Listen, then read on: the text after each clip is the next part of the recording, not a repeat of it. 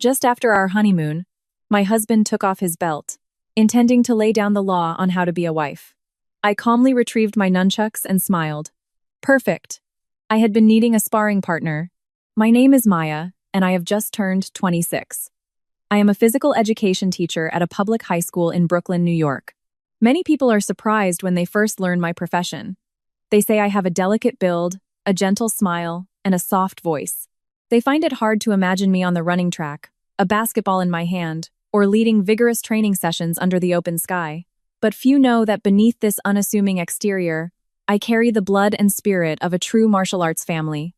My hometown is nestled in a quiet holler in West Virginia, a place with a long-standing tradition of self-reliance and grit. My family wasn't wealthy in material terms, but we possessed a wealth of character and spirit. My grandfather was a decorated Vietnam vet who had faced life and death in the jungle. In peacetime, he brought the discipline of the military into our home to forge the character of his children and grandchildren. My father is a respected master who teaches a traditional blend of martial arts in our local dojo. From the time I was a little girl, instead of playing with dolls like other girls my age, I grew accustomed to the smell of sweat in the training hall, the sound of my father's sharp commands, and the crisp clash of training weapons. My mother is a strong, resourceful Appalachian woman who, single-handedly, managed our small farm and cooked meals for the dozens of my father's students each day. At the age of 7, I learned my first martial arts stances. My childhood was a series of rigorous training days. My father never showed me any favoritism or went easy on me just because I was his daughter. He often taught that martial arts were not for bullying the weak, but for tempering the spirit, for self-defense, and for knowing how to remain calm in the face of life's storms. Among all the weapons, I was particularly passionate about and most proficient with the nunchucks. This weapon demands flexibility, agility, and intense focus. Each spin of the wooden sticks in my hand was not just a display of muscle, but a harmony of mind and breath. My father always proudly told his students that Maya's spirit was second to none in the dojo. Growing up, I carried that martial spirit with me to New York City to study and build a career. The life of a female PE teacher passed peacefully until I met Caleb. We were introduced by a distant cousin on my mother's side. Caleb was 3 years older than me, working as an accountant for a private company. My first impression of him was of a man with a bookish appearance, fair skin, glasses, and an incredibly soft-spoken manner, a complete contrast to the rugged, strong men from my hometown that I was used to. Caleb exuded a sense of safety, gentleness, and even a bit of timidity. When my parents met Caleb, they were also very pleased. They believed that a man with an office job and such a mild-mannered temperament would be a peaceful harbor for a daughter with a strong personality like mine. My mother even advised me to tone down my assertive nature and learn to be softer to nurture our future home. During our courtship, Caleb was a model partner. He frequently bought gifts for my parents, greeted me after my tiring teaching hours, and always yielded to me in any disagreement. Gradually, I came to believe that I had found the ideal life partner, a man who knew how to listen and respect women. Our wedding was simple but warm, blessed by both our families. I entered married life with a heart full of hope, for a happy home where we would share joys and sorrows and build our future together. I truly thought that the scholarly exterior and sweet words were the real Caleb. I had no idea it was all an elaborate act, a carefully constructed facade to conceal a domineering, patriarchal, and deeply misogynistic nature within. Everything was exposed on our first night back in our new home.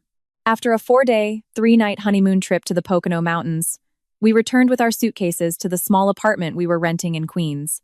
The trip had been pleasant enough, though I sometimes noticed Caleb seemed a bit of a penny pincher when it came to dining out and buying souvenirs. However, I dismissed it as the cautious nature of an accountant, and let the minor ripples in my heart subside. As soon as we stepped inside, I was about to set my things down and take a relaxing shower when Caleb abruptly shut and locked the front door. The dry click of the deadbolt echoed in the quiet space, startling me slightly. I turned to look at my husband, about to ask what he wanted for dinner, but the smile on my lips froze. The man standing before me was no longer the gentle, peaceful office worker I knew. Caleb's face was hard, his eyes scrutinizing and arrogant. He slowly undid his belt buckle and pulled the leather strap from his pants. The sound of leather sliding through the loops was chilling. Caleb lightly slapped the belt against his palm, his chin tilted up. His voice no longer soft, but a low, harsh growl. He declared that today, being our first day in our new home, he needed to establish the rules and teach me my place. Caleb began to ramble on about his family's traditions. He proudly recounted how, in his family, they followed strict traditional gender roles. The man was the absolute provider and leader of the household, and his decisions were final. Women, once married, were expected to submit completely to their husband's authority. He claimed his father wasn't afraid to use physical discipline to keep his mother in line, and because of that, their household functioned exactly the way it was supposed to. Caleb pointed a finger at me, saying he knew my father had spoiled me and that, being an athlete, I had a stubborn and independent streak. Therefore, he had to assert his dominance from the very beginning to rid me of any illusions of equality in this house. He demanded that from the next day forward, my paychecks were to be direct deposited into a joint account that he solely managed. I had to ask him for an allowance to go anywhere or buy anything. When I came home, I was to handle all the cooking and cleaning without asking for his help. If I disobeyed, this belt would be my lesson. I stood rooted to the spot, not out of fear, but out of sheer astonishment at this man's Jekyll and Hyde transformation. All the respect, all the loving promises from before, turned out to be nothing but a trap to lure me into this marriage. In my mind, images from the dojo flashed by, my father's words about assessing an opponent. The instincts of a martial artist helped me quickly regain my composure. I stood with my arms crossed, my eyes fixed on Caleb. I began to evaluate him from a tactical perspective. Caleb was half a head taller than me, but his shoulders were narrow, and his posture was hunched. His breathing was shallow and rapid, proof that he was forcing himself to play a dominant role, lacking any real inner strength. His feet were not firmly planted. His balance was shifted to one side, creating numerous openings. The hand holding the belt was even trembling slightly from adrenaline. A man, weak in both body and soul, was using a piece of cowhide to try and intimidate a woman who had spent 20 years honing her skills in a dojo. How pathetic, I sighed, completely shedding my initial disappointment. Now, only a calm clarity remained. Caleb's manufactured rage couldn't touch me. It only proved how gravely I had misjudged him, and that I needed to resolve this situation immediately. Seeing me stand there silently, Caleb thought his authority had taken effect. He took another step closer, swinging the belt with a louder snap, asking if I understood the rules he had just laid out. If I knew what was good for me, I should go grab him a beer from the fridge. I didn't flinch. A cold smile formed on my lips. I took a deliberate step back, moving toward the large gym bag I had placed next to the sofa. My hand swiftly unzipped a side pocket and pulled out my polished wooden nunchucks. They were an inseparable part of my life, something I had carried with me for years. I gave my wrist a slight twist. The two wooden sticks flew up, creating a sharp, whistling sound as they cut through the air. The sturdy cord connecting them hummed with latent power. I looked directly into Caleb's eyes, my voice clear and edged with steel. "Perfect," I said. "I've been on vacation for days and haven't had a proper workout. I was just needing a sparring partner." Caleb's expression changed instantly. The smugness vanished, replaced by utter shock. He stumbled back, stammering, "What are you doing? Who are you trying to scare with that thing?" He tried to lash out with the belt to reassert his authority, but his movement was slow and clumsy. That was all the opening I needed. I moved with the speed of a wildcat. I used the nunchucks in my right hand to effortlessly parry the incoming belt. The stick in my left hand artfully looped around his wrist, and with a gentle tug on the cord, I applied a simple but incredibly effective joint lock. Caleb cried out in pain, his hand instinctively releasing the belt, which fell to the floor with a soft thud. Without pausing, I pivoted and swept my leg against his supporting ankle. He lost his balance, and the weak man fell in a heap on the tiled floor. A pathetic sight. The entire exchange had taken less than 10 seconds. I retracted my nunchucks, stood straight, and looked down at Caleb, who was clutching his wrist and grimacing on the floor. I hadn't struck him. I had only used my skills to disarm and neutralize his attack. My father taught me that martial arts are for controlling a situation, not for harming someone weaker. I walked over and used my foot to kick the belt far away. I looked at him with the sharpest gaze I could muster, articulating each word so it would be seared into his memory. "Let me tell you something. This marriage is built on equality and mutual respect. I married you to be a partner, a companion to share life's ups and downs with, not to be a slave to your backward patriarchal ideas. If you wanted a woman who would just silently endure your senseless beatings, you chose the wrong person. In this house, violence will never have a place to grow."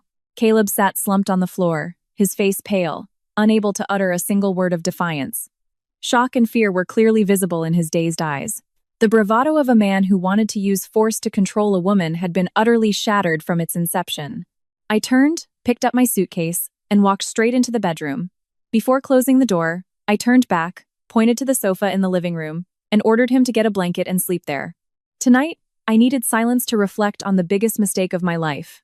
On our very first night home, the husband who dreamed of being the family patriarch was left curled up on the living room sofa, defeated and humiliated. The next morning, I woke up very early. The air in the apartment felt suffocating and tense. Caleb was still on the narrow sofa, his face turned towards the wall. He was pretending to be asleep to avoid facing me. I changed my clothes, packed a small bag, and decided to take a bus back to my family's home in West Virginia. I needed space, the warmth of my family to soothe the turmoil in my heart. The long-distance bus carried me away from the noise of the city. When I stepped onto the familiar gravel driveway of my family's home, the dojo was on a break. Young students were gathered, drinking water and wiping away sweat. My parents were surprised to see me arrive unannounced. My mother rushed out, took the bag from my hand, and asked where Caleb was, why he hadn't come with me, and if we had fought. I forced a smile and explained that Caleb had urgent work at his company, and I had taken the opportunity to come home alone. My grandfather was sitting in his weathered rocking chair on the wraparound porch, holding a steaming mug of black coffee. Although he was in his 80s, the old soldier's eyes were still incredibly sharp and profound. He beckoned me over. I pulled up a chair and sat beside him, refilling his mug from an insulated carafe. Grandpa studied me for a long moment, his gaze settling on the calluses on my hands. Though I tried to hide my fatigue, he noticed the subtle signs of distress. In his deep, resonant voice, he said, "Your hand holding the mug is not steady today, Maya. Your muscles are tense, and your eyes are filled with worry. I'm certain you've had to face down a storm." His words struck a chord, and a lump formed in my throat. At home, he was always the one who understood me best. I couldn't hide it anymore. I briefly recounted the events of the previous night, omitting the most intense details so he wouldn't worry too much. I told him about Caleb's attitude, the belt, and how I had responded with my nunchucks. After listening, Grandpa didn't get angry or shout. He gently placed his mug down and patted the back of my hand. He told me that he'd seen his share of cowards in the jungle. A real man protects his unit and his family. He doesn't use his strength to terrorize the people he's supposed to keep safe. Any guy who needs a belt to feel like a man is nothing but a pathetic bully terrified of his own shadow. He said I did exactly what I was trained to do, neutralize the threat. Standing by and taking abuse isn't being a good wife, it's being a victim, and we don't raise victims in this house. However, he also advised me to be clear-headed. A marriage isn't a slate that can be easily wiped clean, but if the other person has no intention of changing, I must never lose myself. His words were like a cool stream washing over my mind. By now, my parents were standing nearby and had overheard the story. My father's face flushed with anger, and he was about to call Caleb to give him a piece of his mind, but Grandpa raised a hand to stop him, saying I needed to handle this myself. My mother put her arm around my shoulder and said softly, "The door to this house is always open for you. My daughter doesn't have to endure suffering for anyone." The unconditional love and support of my family gave me immense strength, making me more resolute to face the stormy days ahead. I returned to New York City after a day of recharging at home. My mindset was much stronger. I no longer felt confused or afraid. That evening, Caleb maintained his silent demeanor. He cooked dinner and cleaned the house with an unusual diligence. Clearly, the lesson from the other night had made him cautious and forced him to change his tactics. After dinner, I sat in the living room, scrolling through news on my phone. Curiosity finally got the better of me, and I opened Caleb's social media profile. I wanted to understand what could shape a person with such toxic ideas. Scrolling down to posts from a few years ago, I stopped at a large family photo taken at a Thanksgiving gathering at his family's home. I zoomed in on the picture and began to analyze every detail. In the center, on a plush set of leather couches, the men of the family, including Caleb's father, were sitting with their legs crossed, holding drinks, their faces full of self-importance. Their table was laden with delicious food. Meanwhile, the women, including Caleb's mother, were mostly standing or perched on less comfortable chairs near the kitchen. They were busy refilling drinks and clearing plates, eating in between their tasks. My eyes focused on the image of Caleb's mother. She was standing by the kitchen island, wiping down counters with a tired, resigned expression, while the men shouted at the football game on the TV, completely ignoring the massive cleanup left for the women. The look of resignation, endurance, and the blatant gender discrimination in that one photo said it all. The seeds of patriarchy and misogyny had been deeply ingrained in this family's way of thinking and living for generations. Caleb grew up in an environment where he was injected with these toxic ideas daily, so he saw the oppression of women as a natural truth. Just then, Caleb walked out of the kitchen with a plate of sliced apples. He tentatively sat down in the chair opposite me, his voice low, indicating he wanted to talk seriously. Caleb began to speak in a somber tone, trying to play the role of a pitiful victim.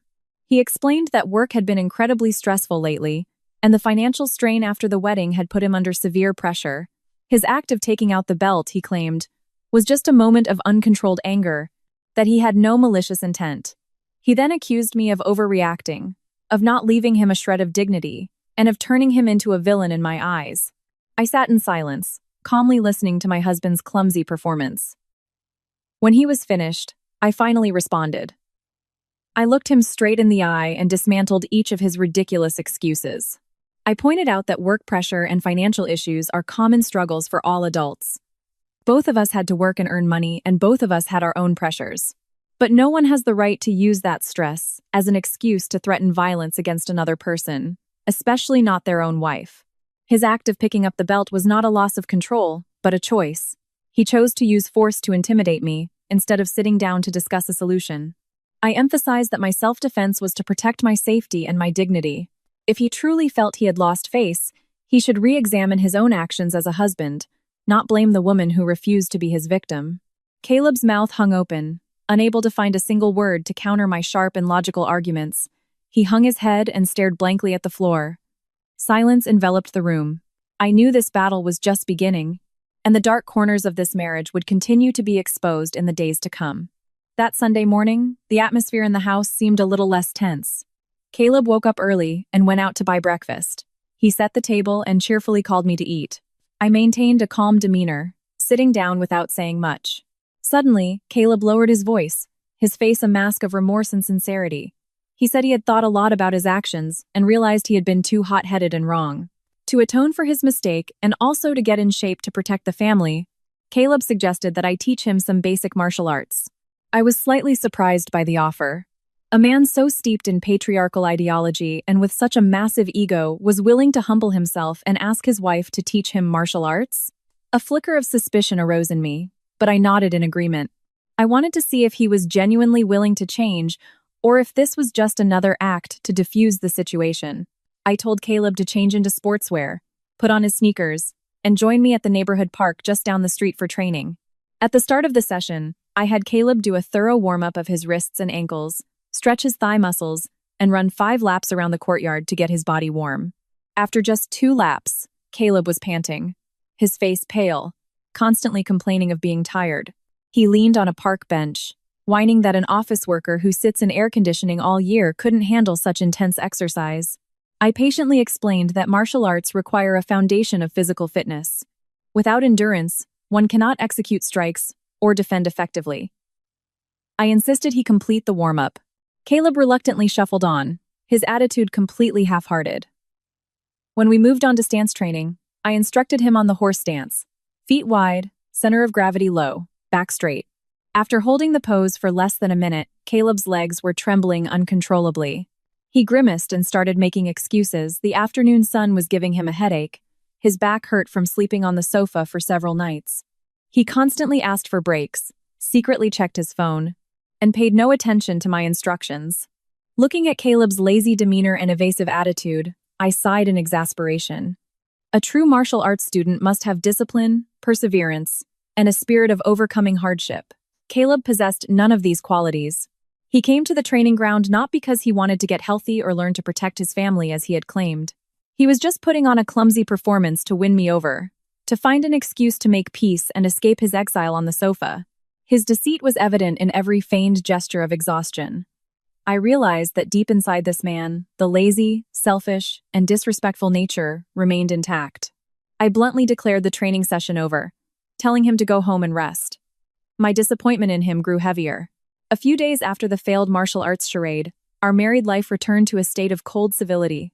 On Wednesday afternoon, I came home from work to find a pile of strange belongings cluttering the living room.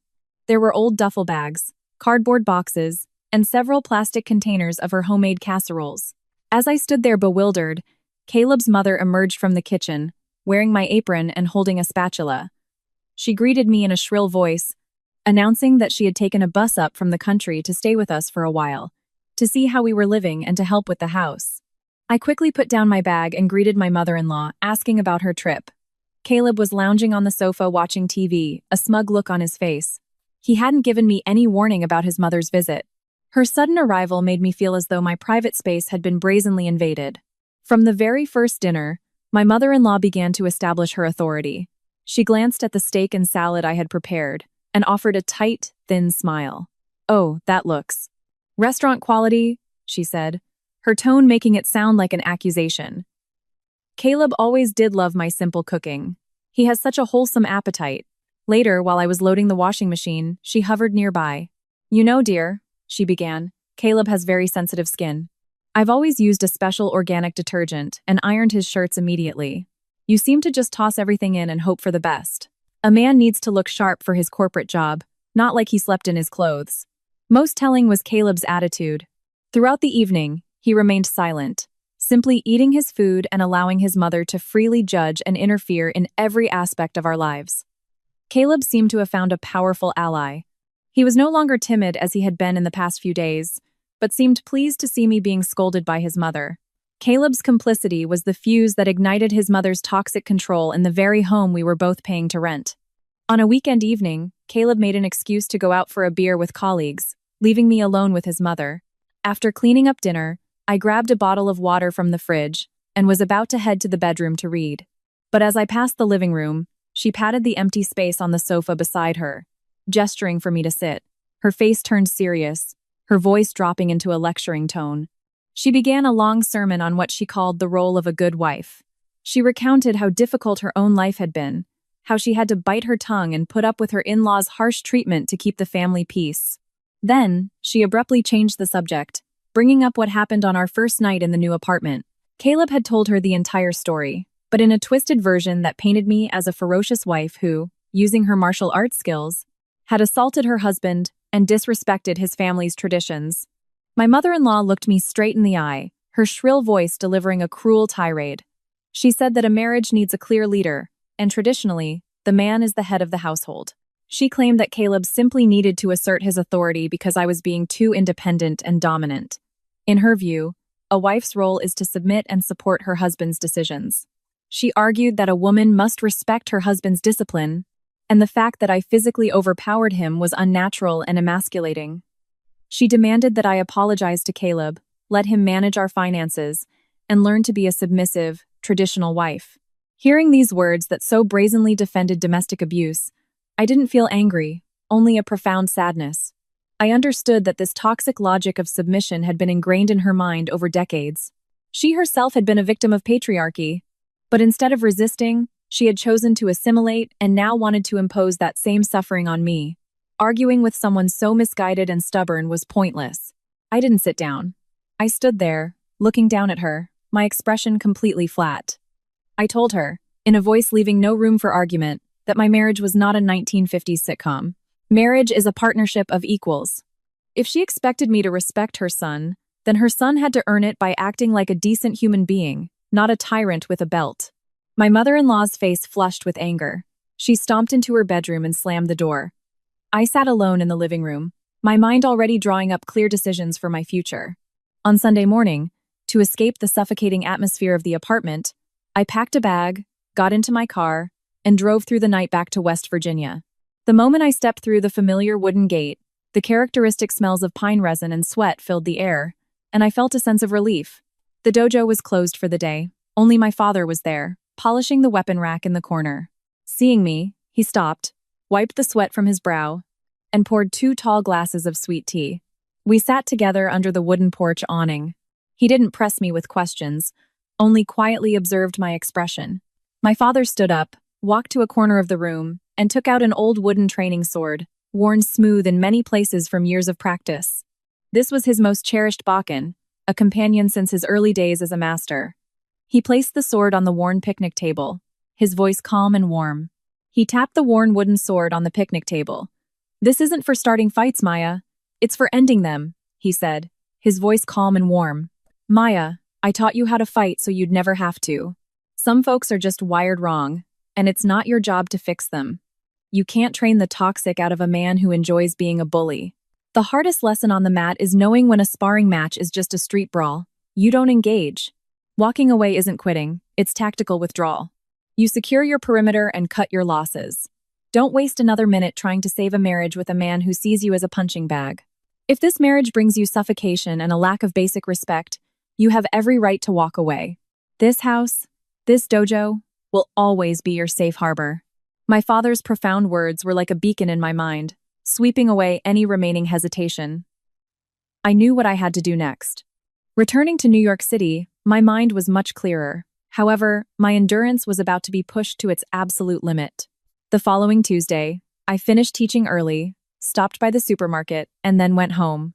As I opened the bedroom door, I froze at the sight before me.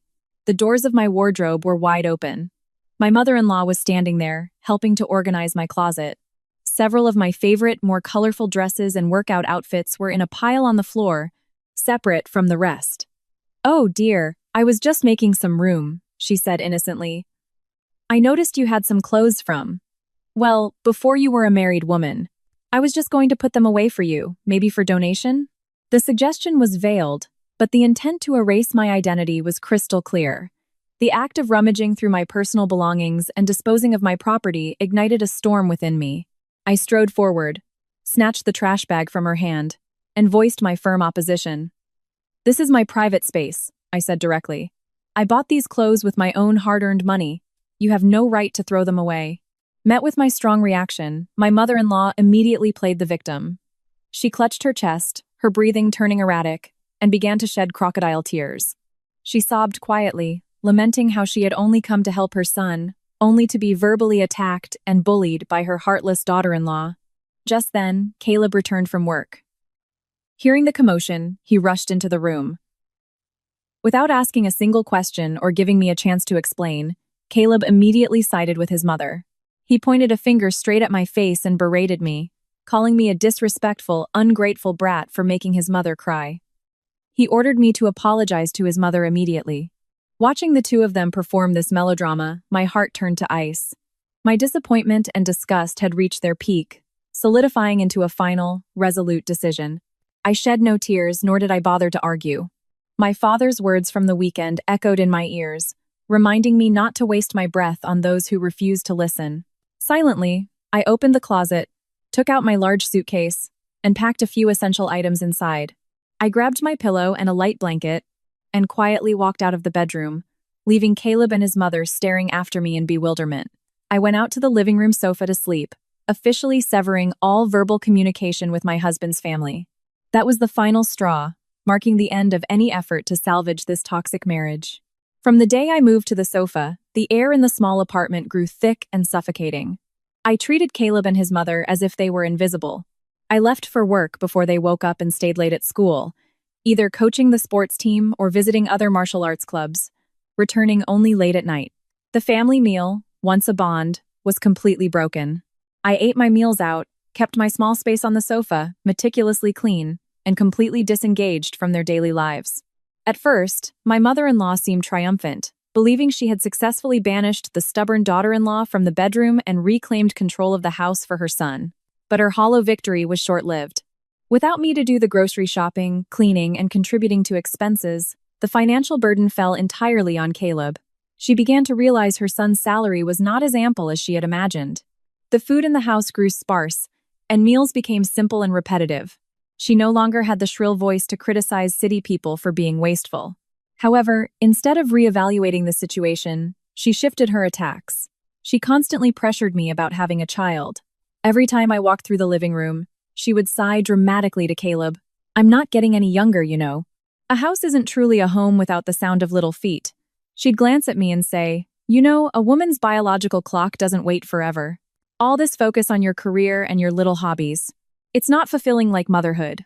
She urged Caleb to step up and lead his household, arguing that my independence was just a phase and that giving him a child would finally make me settle down into a proper wife.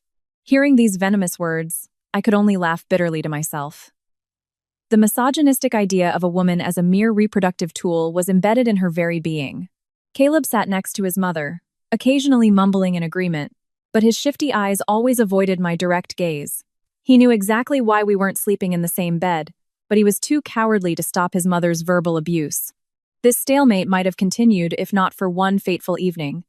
It was pouring rain, and Caleb came home soaked. He hastily threw his briefcase and cell phone onto the glass coffee table and rushed into the bathroom. My mother-in-law was engrossed in a TV drama in her room. I was folding some freshly laundered sportswear.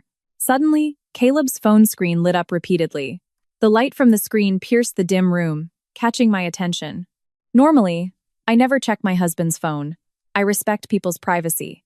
But tonight, the notifications popping up on the lock screen were impossible to ignore. The sender was saved simply as Hannah. The first message was a complaint. "Why didn't you pick me up today?" The second asked, "Have you dealt with your country bumpkin wife yet?" The third was a red heart emoji. My heart skipped a beat. A woman's intuition and a martial artist's vigilance told me that behind Caleb's cowardly, patriarchal facade lay another, more sinister secret. The name Hannah did not belong to a casual colleague. The content of the messages implied a relationship that had crossed the line. More importantly, they were discussing me with a tone of utter contempt. I stood silently, staring at the still-flashing phone, my hands involuntarily clenching into fists. I took a deep breath, forcing myself to remain calm. Anger would solve nothing. I needed concrete evidence to uncover the whole truth. The rhythm of the rain against the window pane matched the chaotic thoughts in my head. I tossed and turned all night, sleepless. I replayed everything. Caleb's sudden change on our first night home, the clumsy martial arts charade, his blatant complicity with his mother's abuse. It all felt scripted, part of a calculated plan, not just spontaneous acts of a patriarchal man. I decided I had to get into his phone. My opportunity came on Saturday morning. Caleb had a habit of sleeping in on weekends, always leaving his phone on the nightstand. I had carefully observed him entering his passcode the night before. The sequence of numbers was, predictably, his own date of birth. Such lazy security from someone who thought he was so clever. Waiting until his mother had left for the market, I tiptoed into the bedroom. Caleb was snoring soundly, facing the wall. I gently picked up his phone and my fingers flew, entering the passcode. The screen unlocked. I immediately went to his messages and found the chat with Hannah. What I saw took me from shock and outrage to utter disgust. The chat history stretched back for months, long before my wedding to Caleb. Hannah was a young colleague at his company. From their steamy messages, I learned they had been having a secret affair. Hannah constantly demanded expensive gifts and money, and Caleb was all too eager to please her. But what sent a chill down my spine was not just the infidelity. Physical betrayal is painful, but it is not as terrifying as the depravity of the soul. I scrolled up to the messages from the time we were preparing to get married. Caleb had texted his mistress that he wasn't marrying me for love. He confessed that his family was pressuring him to settle down, but he didn't want an ordinary wife. Caleb boasted to Hannah about my martial arts background. He used self-satisfied language to describe his sick plan. He said that a truly alpha man was one who could conquer a strong woman, break her pride, and turn a female martial arts instructor into an obedient lamb. He detailed every step. Before the wedding, he would play the role of a kind gentleman to win over my family. After the wedding, he would use his authority as a husband, even resorting to violence, to put me in my place on the very first night. He promised Hannah that once he had tamed me, forced me to surrender my salary, and turned me into a baby machine, he would have the money to support her and buy her all the expensive things she wanted. Reading this, a sharp pain pierced my chest, and a wave of nausea rose in my throat. I couldn't believe I had fallen into such a sophisticated and vile trap. To Caleb, I was not a wife, not even a human being. In his eyes, I was merely a trophy, an objective to satisfy his weak and twisted male ego. He wanted to use my suffering and submission as a pedestal for his distorted pride in front of his mistress. My hands trembled, not from fear, but from a surge of absolute fury. My father's words echoed clearly in my mind. Martial arts teach patience, but they never permit submission to evil and humiliation. I knew this marriage had no reason to exist. Calmly, I took out my own phone and photographed every piece of the filthy evidence on Caleb's screen. I captured every word, from the adulterous messages to the cruel conspiracy. When I was done, I placed his phone back where I found it and silently walked out of the room. It was time to end this game. On Sunday evening, As Caleb and his mother were eating fruit in the living room after dinner, I decided to lay my cards on the table. I refused to prolong this suffocating charade for another day. I walked in holding a neatly stapled file of documents and stood before them, my expression as cold and calm as ice. I tossed the thick stack of papers onto the glass coffee table. The sharp slap of paper on glass made my mother-in-law jump. Caleb frowned, annoyed. "What are you on about now?" he sneered. "Throwing papers around the house." I didn't answer. I just tapped my finger on the top page and told him to read it for himself. Caleb picked up the papers. As his eyes scanned the bold print, his expression shifted in seconds from irritation to pallor, and finally to a ghastly gray. The hands holding the papers began to tremble. His lips moved, but no sound came out. Seeing her son's strange reaction, his mother snatched the papers to look. Though her eyesight was poor, she could still make out the screenshots of text messages, the intimate terms of endearment, and the derogatory insults Caleb had sent to Hannah about me. The truth was laid bare under the living room lights. Caleb sat frozen, sweat beading on his temples. He tried to speak, to explain, but his throat seemed to have been squeezed shut. In contrast to her son's panic, my mother-in-law's reaction was unbelievably absurd. After a moment of confusion, she threw the papers down and looked at me with defiance. Her shrill voice rose, defending her son. Instead of condemning her son's blatant betrayal, she immediately shifted the blame onto me. She claimed that a man only strays when his home life is unbearable. She argued that because I was too aggressive, too masculine, and refused to submit and make him feel like a real man, I had practically driven him into another woman's arms. She even had the nerve to say that snooping through his phone was a vicious invasion of privacy that destroyed any trust left in our marriage. Hearing these outrageous justifications, I burst out laughing. It was a bitter laugh, but it was filled with pride. I looked directly into the eyes of this backward-thinking woman, my voice ringing out, clear and articulate. I declared that I was not there to debate forgiveness, nor did I have any desire to hold on to a cheating man. Betrayal could perhaps be excused by weakness, but a premeditated plot to use violence to trample on a woman's dignity was the absolute depth of depravity. I turned to Caleb, my voice low and threatening as I delivered my ultimatum. "I demand that you prepare the papers so we can file for an uncontested divorce. If you refuse or try to delay, I will not agree to a quiet settlement. I will drag this out in public court. I will let all of your colleagues, managers, and your precious family see the public records of your domestic abuse and infidelity. I will expose the true face of the hypocritical accountant who sponges off his wife while supporting his mistress." My sharp threat hit Caleb's fatal weakness, his fragile ego and fear of public shame. He was terrified of losing his job, terrified of the scornful looks of others. Caleb buried his head in his hands, completely defeated. Seeing my unwavering resolve and her son's collapse, my mother-in-law fell silent. That night, I returned to the sofa and had the deepest, most peaceful sleep I'd had since entering this marriage. The divorce proceedings went more quickly than I had imagined, primarily because I was proactive in preparing everything. About 3 weeks after I revealed the evidence, we met at my attorney's office for a settlement conference. Walking into the conference room, I wore a simple white blouse, my face lightly made up, exuding confidence and serenity. Caleb arrived 10 minutes late, accompanied by his lawyer. His face was haggard, his eyes still holding their familiar deceitful glint. My lawyer, a sharp-eyed middle-aged woman, sat beside me. After she formally laid out the terms of the divorce petition and my desire to end the marriage due to irreconcilable differences, she turned her attention across the table to Caleb. Instead of accepting the truth, Caleb began to twist the narrative. He made no mention of his own transgressions, but loudly demanded a division of assets. He pulled a thick notebook from his briefcase and began to meticulously list his demands. He wanted spousal support, claiming his financial stress was my fault, and brazenly demanded that I buy him out of the apartment lease. He even had the audacity to ask for half of the value of my car and demanded I leave all the furniture for him. He thought that as the one pushing for the divorce, I would be desperate to escape and would agree to leave with nothing. I sat with my arms crossed, calmly allowing this pathetic man to play the victim. When he had finished, I smiled gently and nodded to my attorney. She slid a detailed bank statement across the table. We clearly showed his lawyer how the joint savings account we had opened after the wedding had been repeatedly and secretly drained by Caleb, with multiple transfers to an account under the name Hannah. The total amount he had embezzled to give to his mistress was massive. But I wasn't done. My lawyer placed a small speaker on the table and hit play. It was an audio recording from a small security camera I had installed in the living room. Caleb's arrogant, threatening voice from our first night home filled the room. His threats to beat me with his belt, his demands for my salary, and his declaration of his sick patriarchal rules were all captured. The recording was irrefutable proof of his intent to commit domestic violence and inflict emotional and psychological abuse. The conference room fell into a tense silence. Caleb's lawyer visibly paled, closed his folder, and whispered something harsh into Caleb's ear.